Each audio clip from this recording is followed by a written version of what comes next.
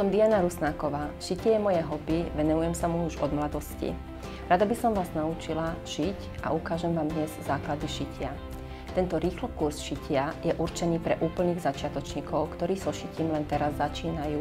Nemusia mať žiadne predchádzajúce skúsenosti so šitím. Najprv si prejdeme časti stroja a bezpečnosť práci pri stroji, potom si urobíme nácvik šitia na takéto papiere, kde sa naučíme základné stehy a nakoniec spolu ušijeme poťah na takýto vankúš.